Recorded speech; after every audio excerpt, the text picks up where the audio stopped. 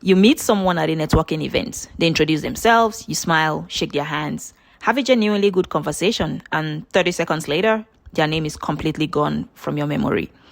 And the worst part isn't forgetting, it's the performance that comes after.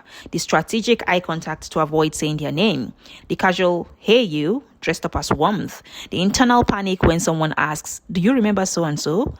Most people who experience this assumes one of two things.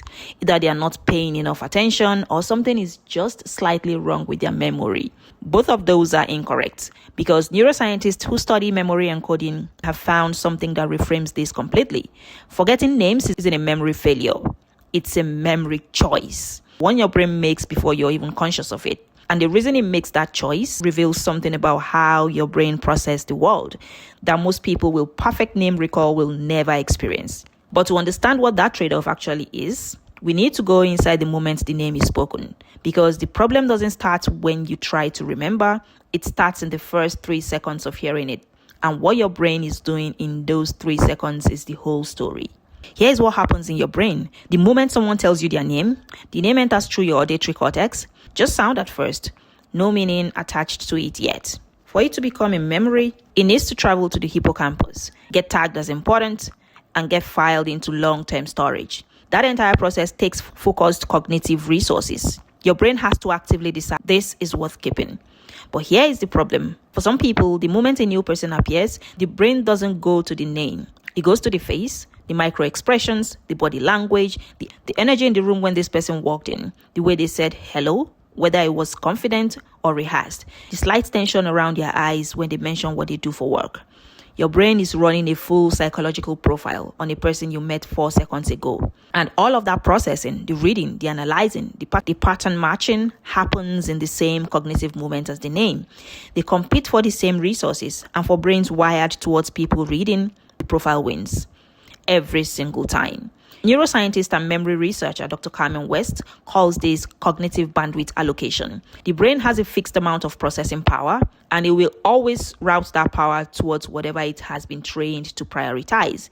For people who grew up having to read rooms, having to scan people for mood, intention, safety, the brain got very good at one thing, and it got good at it at the expense of another.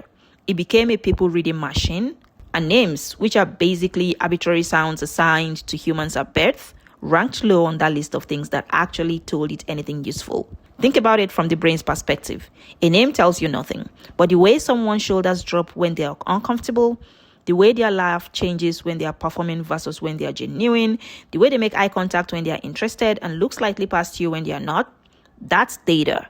That's the kind of information that actually helps you navigate a person. And your brain, without asking your permission, decided long ago that data was worth more than a name. This trade-off doesn't happen randomly. Research shows it clusters around a very specific type of person. Research has found that people who struggle with name recall score consistently higher on tests measuring empathic accuracy, which is the ability to correctly read what another person is thinking or feeling in real time. In other words, the worse you are at remembering names, the better you tend to be at reading people. There's a second pattern that shows up consistently. People who forget names are disproportionately what psychologists call abstract thinkers. Concrete thinkers store the world in specific details, names, dates, facts, the kind of information that is exactly what it is and nothing more.